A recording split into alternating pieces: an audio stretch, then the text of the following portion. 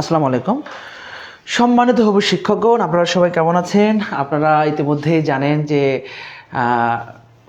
প্রধান শিক্ষক নিয়োগের যে সার্কুলারটা হয়েছে, এটা কিন্তু পরীক্ষা খুব দ্রুত সময়ের মধ্যে হবে। ইতিমধ্যে কিন্তু এনটিএসসির সাথে আমাদের মাননীয় শিক্ষামন্ত্রী কিন্তু মিটিং করেছেন এবং খুব দ্রুত সময়ের মধ্যে কিন্তু পরীক্ষাটা হবে। এবং আগামী আসন্ন 19তম যে পরীক্ষাটা রয়েছে, এটা কিন্তু আমি বারবার বলছি, আমাদেরকে অনেকে আপনারা প্রশ্ন করেন যে এই 19তম প্রশ্নটা কি আসলেই কি এমসিকিউ টাইপের হবে কিনা। 100% শিওর থাকেন, 100% নিশ্চিত থাকেন যে এমসিকিউ টাইপের পরীক্ষাটা হবে। আপনারা কে কোথা থেকে লাইভটা দেখছেন আপনারা অবশ্যই কমেন্ট করে জানাবেন। আমরা কিন্তু আজকে আলোচনা করব একটু বিকল্প টাইপের প্রশ্ন, বিশেষ পরীক্ষার, বিগত বছরের বিশেষ পরীক্ষার প্রশ্ন। এখানে 44তম বিশেষ পরীক্ষার প্রশ্নগুলো আজকে আমরা সমাধান করব। এখানে আপনারা দেখতে পাচ্ছেন, এখানে দেখা যাচ্ছে যে আমরা একটি অসমতা দেখতে পাচ্ছি। এই অসমতাটির সমাধান করব আমরা, এই অসমতাটির সমাধান নির্ণয় করব। তাহলে অসমতার সমাধান আমরা কিভাবে নির্ণয় করব? যে কোনো অসমতা দেয়া থাকলে সেই অসমতাটির সমাধান করার জন্য, যদিও আমরা যারা হায়ার ম্যাথের স্টুডেন্ট ছিলেন, যারা আপনারা এসএসসি ইন্টারমিডিয়েট হায়ার ম্যাথ পড়েছেন, আপনারা এটা পারবেন এবং ম্যাথমেটিক্সের সাথে যারা জড়িত ছিলেন তারা এটা পারবেন। তাছাড়া আপনাদের কাছে এটা একটু কঠিন মনে হবে, কিন্তু আমি আপনাদেরকে খুব সহজ ওয়েতে শেখাবো, যে আপনারা একটি ওয়ে শিখলেই কিন্তু আপনারা এখান থেকে এই প্রশ্ন সমাধান করতে পারবেন। দেখেন, আমরা শুধু এটা মনে রাখবো, mod x is less than a, সেক্ষেত্রে আমরা কিন্তু জাস্ট এখানে লিখবো -a less than x less than a, এটা দিয়ে কিন্তু আমরা সমাধান করব। তাহলে সেই ক্ষেত্রে আমরা এখানে যে মানটা দেয়া রয়েছে সেই মান থেকে কিন্তু আমরা লিখতে পারি -7 3x + 2, হ্যালো, হ্যাঁ,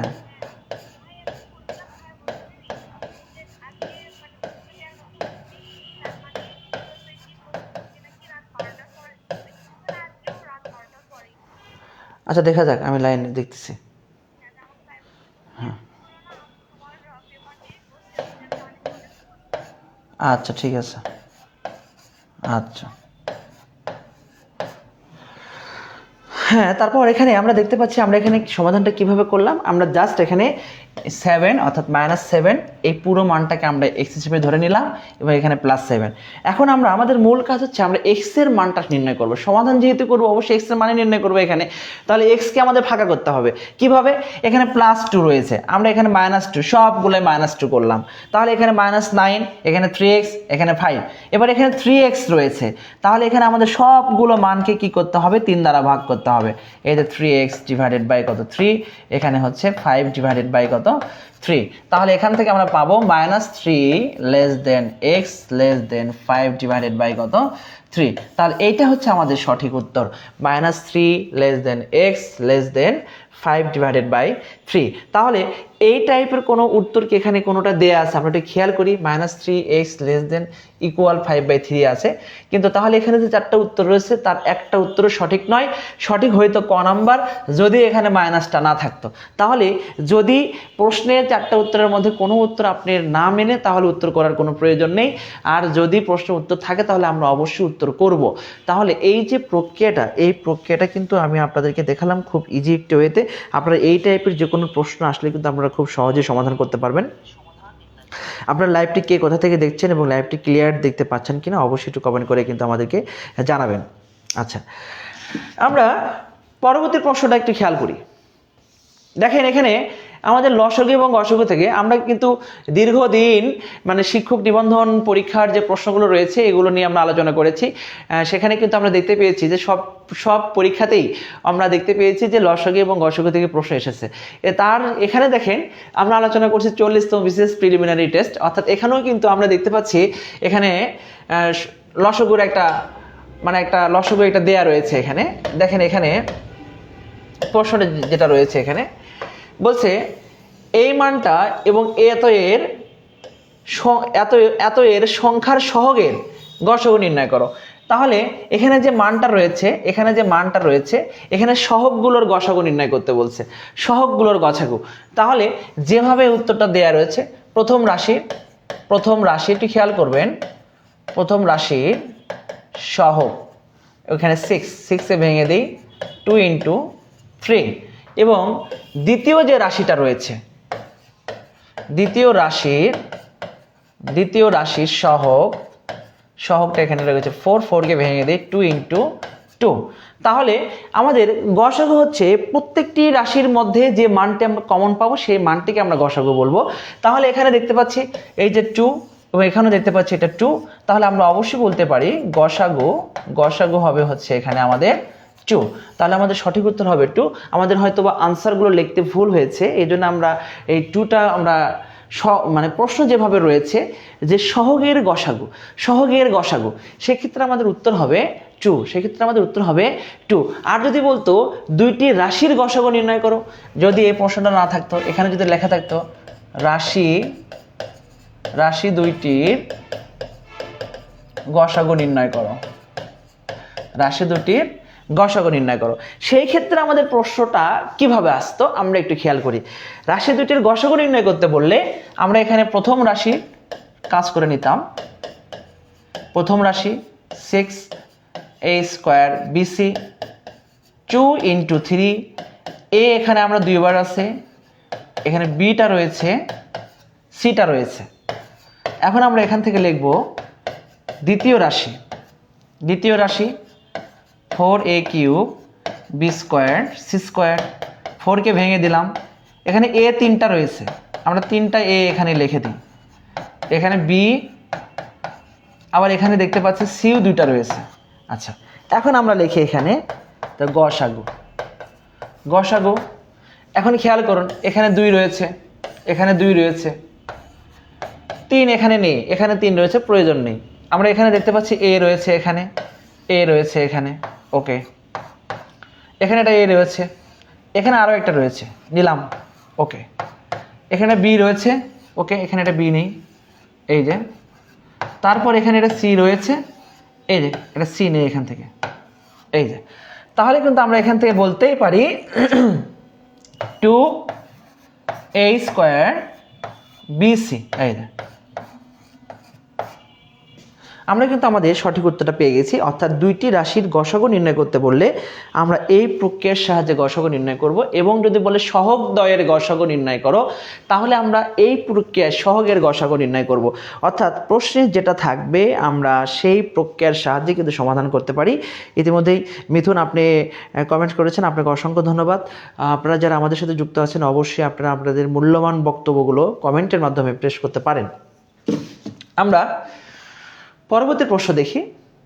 এখানে যে প্রশ্ন দেখতে পাচ্ছি আমরা কিন্তু দেখেন, আমি যখন আপনাদেরকে মানে প্রতিনিয়ত সমাধান করাতাম শিক্ষক নিবন্ধনের বিগত বছরের প্রশ্নগুলো, তখন আপনারা ভেবেছেন যে আসলে এই প্রশ্নগুলো কি শিক্ষক নিবন্ধন পরীক্ষায় গুরুত্বপূর্ণ। আমি কিন্তু বলেছিলাম যে লগারিদম থেকে প্রশ্ন থাকে। দেখেন 44তম বিশেষ প্রিলিমিনারি টেস্ট, 44তম বিশেষ পরীক্ষাতেও কিন্তু লগারিদম থেকে প্রশ্ন এসেছে। অর্থাৎ লগারিদমটা একটা আমাদের কমন টপিক, যেখান থেকে প্রশ্ন বাংলাদেশের সকল চাকরি পরীক্ষায় প্রশ্ন হয়ে থাকে। এই জন্য কিছু টপিক আছে যে টপিকগুলো বাদ দেওয়ার কোনো অবকাশ নেই, মানে কোনো অপশন নেই, এখান থেকে আপনার প্রশ্ন হবেই। যেমন লগারিদম থেকে আসে, আপনার বীজগণিতীয় রাশিমালা থেকে প্রশ্ন আসে, যেমন ত্রিকোণমিতি থেকে প্রশ্ন আসে, লসাগু গসাগু থেকে প্রশ্ন আসে। এই টপিকগুলো কিন্তু আপনাদের অবশ্যই খুব সুন্দরভাবে কিন্তু সমাধান করতে হবে।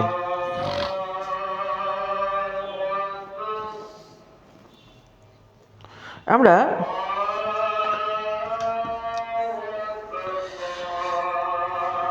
লগারিদমের যে বেসিক রয়েছে এখান থেকে আমরা আলোচনা করব। একটু 1 মিনিট আমরা একটু বিরতি নেই।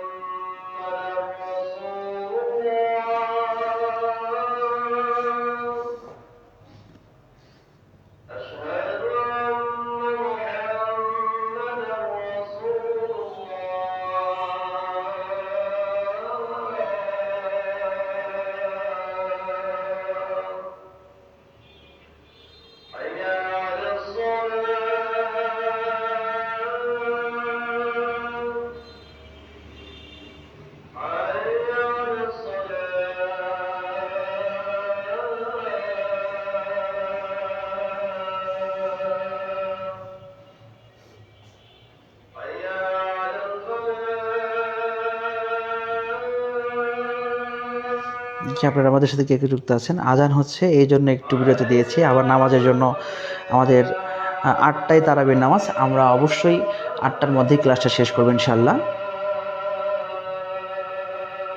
আমরা লাইভটি অবশ্যই শেয়ার দিয়ে রাখবেন।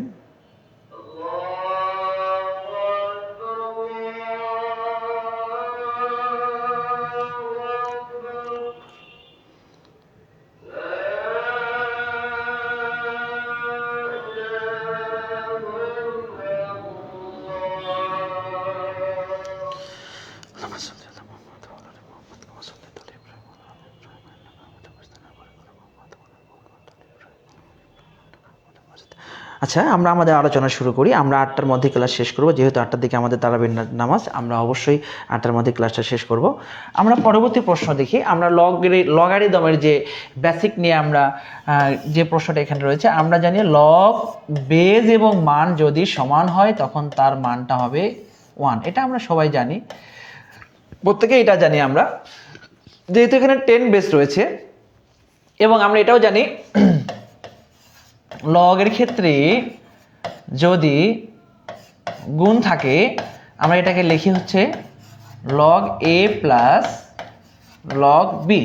এবং আমরা এটাও জানি লগের ক্ষেত্রে যদি ভাগ থাকে তাহলে এটাকে আমরা লিখি হচ্ছে লগ এ মাইনাস লগ বি। তাহলে এই প্রক্রিয়ায় যে এই যে 3টা টপিক এখানে আমরা দেখলাম, আমরা এই দুটো রুলস ফলো করি। এখানে খেয়াল করুন, এখানে দেখেন লগ 10 বেস 5, এখানে সামনে একটা 2 রয়েছে, এই 2কে আমরা পাওয়ার করে দিলাম, কারণ আমরা এটাও জানি যে লগ এ বেস যদি এখানে বি থাকে তাহলে বিটা সামনে আসবে এবং বেজ এবং মানটা এখানে বসবে। তাহলে আবার এখান থেকে আমরা এইখানে আসতে পারি, তাহলে অবশ্যই আমরা সামনে কোনো মান থাকলে এটাকে পাওয়ার হিসেবে রূপান্তর করতে পারি। এখান থেকে আমরা দেখতে পাচ্ছি লগ 10 36 মাইনাস লগ 10 9। ওকে, তাহলে এখান থেকে আমরা লগ 10কে যদি আমরা এক জায়গায় করি তাহলে এখানে দেখতে পাচ্ছি 5 5 25, এখানে গুণ 36। ওকে, মাইনাস এখানে আমরা লগ 10 9। এখন আমরা আবার যদি লগ 10টাকে আমরা যদি এক জায়গায় করে নিই তাহলে আমরা এই ফর্মুলাটা ব্যবহার করি।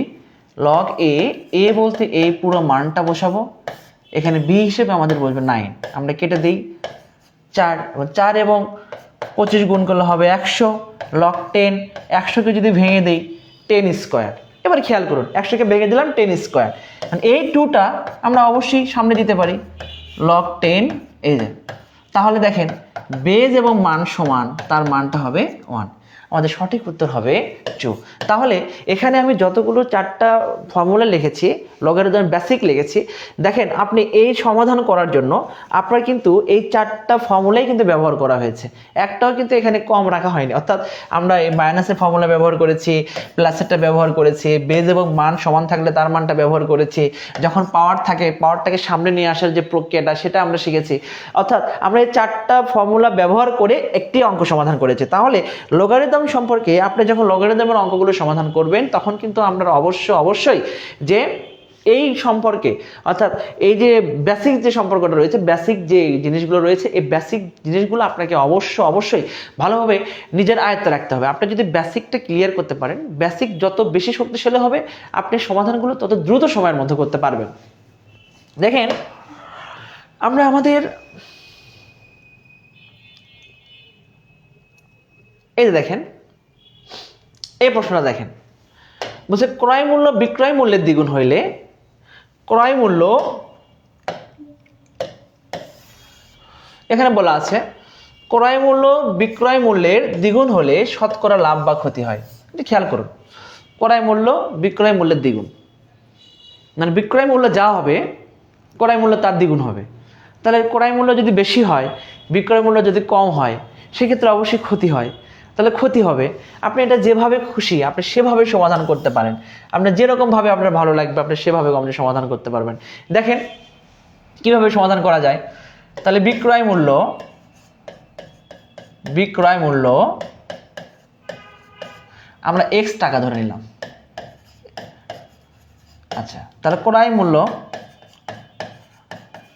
মূল্য দ্বিগুণ 2x টাকা।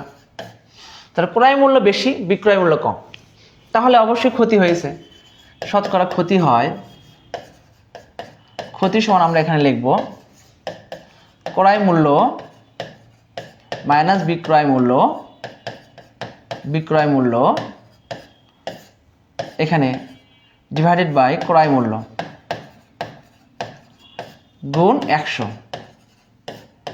এই তাহলে এখান থেকে 2x মাইনাস x গুণ 100 ডিভাইডেড বাই কত 2x। এই তাহলে এখান থেকে আমরা লিখব x into 100 divided by 2x।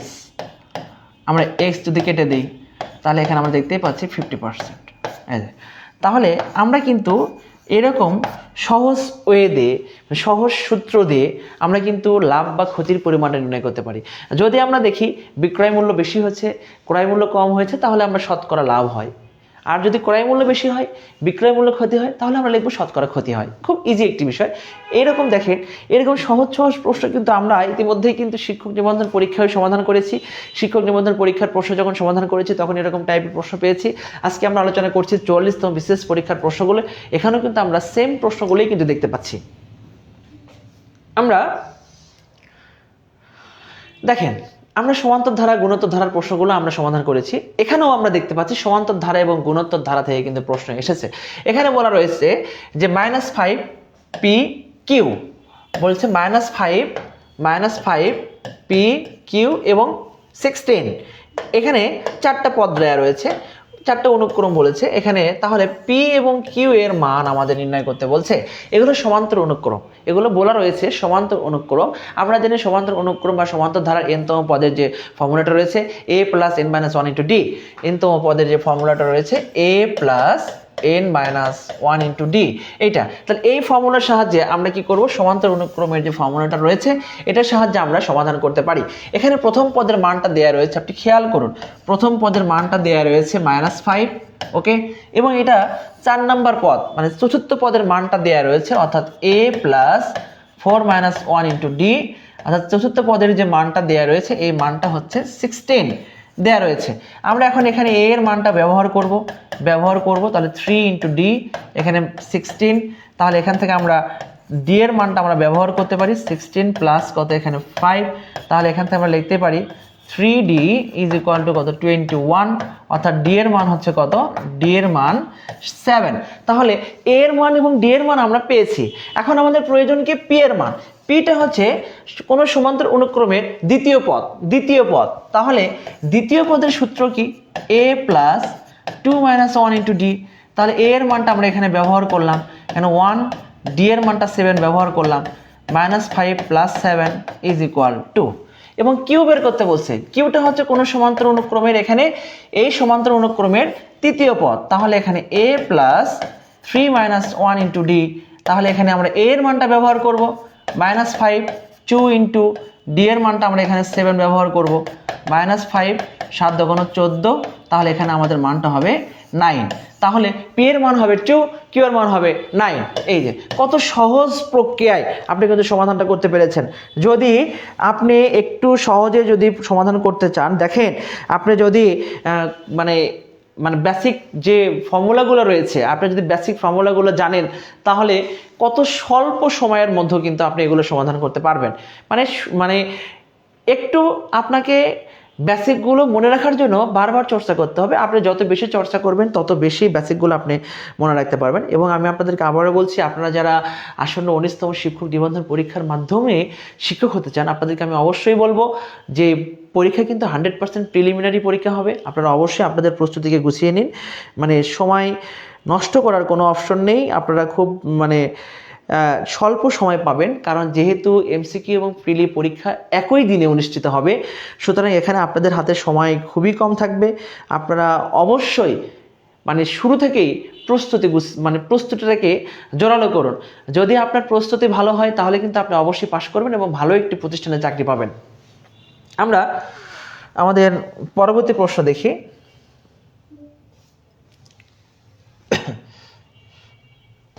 দেখেন এখানে আমাদের একটি মান দেয়া রয়েছে। এটা আই। এখন আপনাদের এই আয়ের সাথে অনেকেরই সম্পর্ক নেই, এটা হচ্ছে কমপ্লেক্স নাম্বার অর্থাৎ জটিল সংখ্যার ইমাজিনারি নাম্বার। ইমাজিনারি নাম্বারের আই দ্বারা প্রকাশ করা হয়। এই আয়ের একটা নিজস্ব মান রয়েছে, অর্থাৎ আই সমান আমরা লিখি হচ্ছে বর্গমূল -1, অর্থাৎ বলি আই স্কোয়ার সমান হচ্ছে -1, এটা আমরা প্রকাশ করি আই স্কোয়ার সমান -1। এখন প্রশ্ন হচ্ছে এখানে দেওয়া রয়েছে আই টু দি পাওয়ার -49, অর্থাৎ এটাকে আমরা বলতেই পারি আই টু দি পাওয়ার কত 49। তাহলে এখানে একটা বড় আকৃতির মান দেওয়া রয়েছে, তাহলে এই মানটাকে আমরা কিভাবে সমাধান করব এটা হচ্ছে আমাদের একটু জানার বিষয়। তাহলে একটু খেয়াল করুন, আই স্কোয়ার সমান -1 লেখা যায়। আমরা এটাকে কিন্তু একটু সংক্ষেপে যদি ব্যবহার করি, এখানে আই স্কোয়ার লিখলাম, এখানে 24 লিখলাম, ইন্টু একটা আই লিখলাম। একটু খেয়াল করুন, খুব ইজি, খুব ইজি। একটু ভাবুন।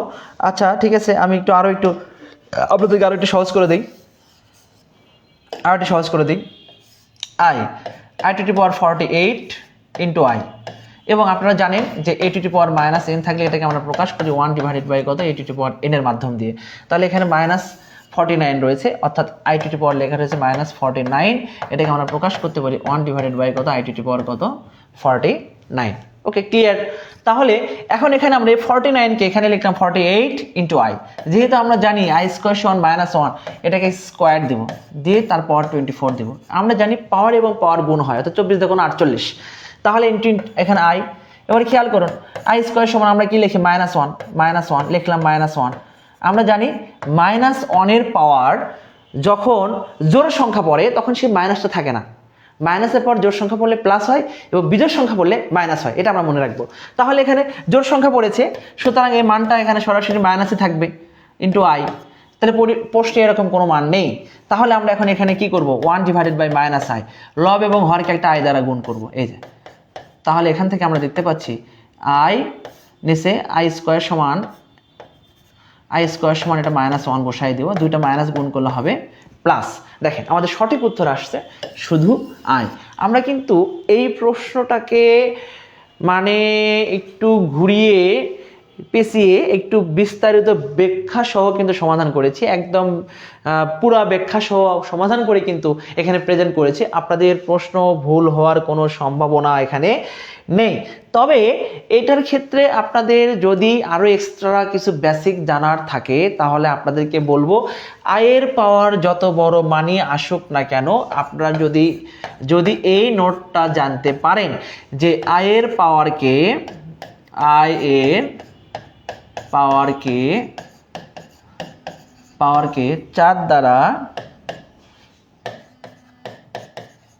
4 দ্বারা ভাগ করে ভাগশেষ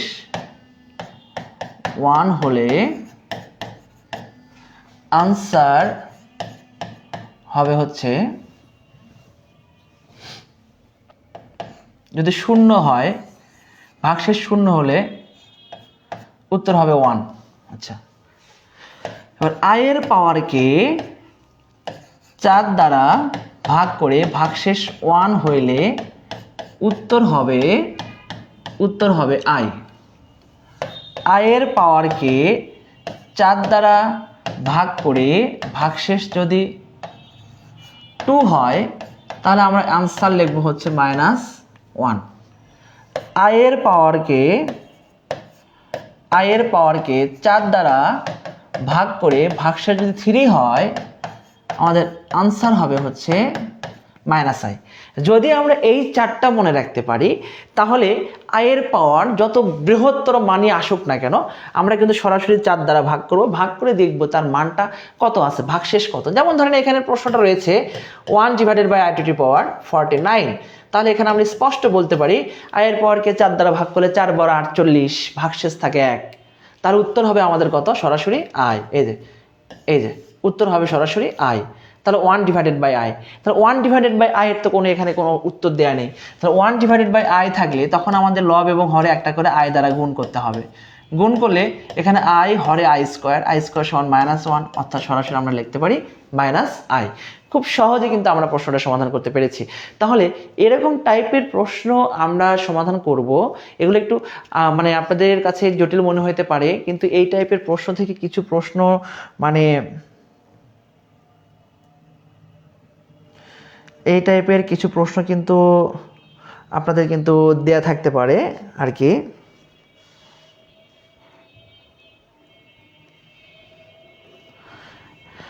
আচ্ছা, আমরা পরবর্তী প্রশ্ন নিয়ে একটু আলোচনা করি।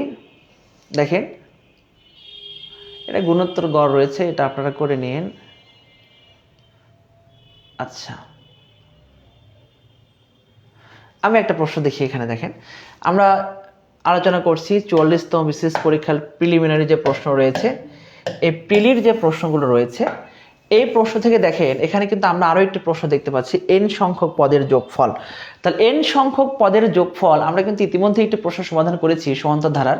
দেখেন, একটি ধারা থেকে কিন্তু দুটো প্রশ্ন এসেছে। তাহলে ধারার যে পার্টটা, সমান্তর ধারা, গুণোত্তর ধারা, সমান্তর অনুক্রম, গুণোত্তর অনুক্রম, এখান থেকে কিন্তু আমরা প্রত্যেকটা পরীক্ষায় কিন্তু একটি অথবা দুটি প্রশ্ন পেয়ে থাকি। সুতরাং এখানে আমাদের মানে খুব ভালোভাবে এইটাকে সলভ করতে হবে এবং এটাকে মনোযোগটাকে আমরা দৃঢ় রেখে এটাকে আমাদের কাজ করতে হবে। দেখেন, এখানে প্রশ্ন রয়েছে, এটা ধারা যে n সংখ্যক পদের যোগফল নির্ণয় করতে বলছে। n সংখ্যক পদের যোগফল নির্ণয় করো। তাহলে n সংখ্যক পদের যোগফল যখন আমরা নির্ণয় করব, এখানে এটা খুব ইজি একটি বিষয়। এখানে আমাদের 4টা অপশন দেওয়া রয়েছে। আমরা এটাকে কিভাবে n সংখ্যক পদের যোগফল নির্ণয় করব, এটা হচ্ছে আমাদের একটু জানার বিষয়। আমরা যখন দেখব কোনো ধারাটা রয়েছে এরকম +1 -1 +1 -1 +1 -1, সব সেই ক্ষেত্রে আমরা এখানে এই ধারাটা আমরা কিভাবে সমাধান করব, তখন আপনাদের ধরে নিতে হবে এই ধারাটা গুণোত্তর অনুক্রম বা এই ধারাটা গুণোত্তর ধারা। এই ধারাটা গুণোত্তর ধারা, কারণ হচ্ছে এখানে পাশাপাশি দুইটি পদের ব্যবধান কোনোভাবেই মিল রাখা সম্ভব নয়। দেখেন, এখানে পাশাপাশি দুইটি পদের ব্যবধান, দ্বিতীয় পদ মাইনাস প্রথম পদ =-2। এখন এই দুটো পদের ব্যবধান খেয়াল করুন, 1 -1, তাহলে এখানে কত হবে, +1 সমান কত, 2। প্রথম পদের ব্যবধান -2, পরের পদের ব্যবধান হচ্ছে +2। তার মানে সমান্তর ধারা পসিবল নয়। তাহলে আপনাদের মনে রাখতে হবে, যখনই এরকম কোনো ধারা থাকবে সেই ধারাটা অবশ্যই গুণোত্তর ধারা। আর গুণোত্তর ধারার n-তম পদের সমষ্টি নির্ণয়ের সূত্র হচ্ছে দুইটি। একটি হচ্ছে Sn সমান লেখা যায় a 1 - r⁴n ডিভাইডেড বাই কত, 1 - r, যখন r এর মানটা 1 এর থেকে ছোট হয়, এবং a r⁴n -1, এখানে r মাইনাস কত, 1, যখন r এর মানটা 1 এর চাইতে বড় হয়। ওকে, ফাইন। তাহলে দুটো সূত্র সাহায্যে আমরা সমাধান করব। কিভাবে সমাধান করব, a এর মান প্রথম পদ এবং r হচ্ছে দ্বিতীয় পদকে প্রথম পদ দ্বারা ভাগ করলে এখানে মানটা হবে -1। তাহলে যেহেতু r এর মানটা 1 এর চাইতে ছোট, সুতরাং আমরা প্রথম ফর্মুলাটা ব্যবহার করব, a 1 - r⁴ কত, n 1 - কত, r, n সংখ্যক বলছে, a এর মানটা ব্যবহার করব, এখানে 1, r এর মানটাও বসাই দিব, n সংখ্যক, এই যে আমরা এখানে মানটা বসাই দিব। দেওয়ার পরে এখান থেকে দেখতে পাচ্ছি, এখানে পাচ্ছি যে 1 - -1 কত, n হরে একটা 2 পাচ্ছি। খেয়াল করুন, উত্তর আমাদের হয়ে গেছে 1 - -1n ডিভাইডেড বাই 2।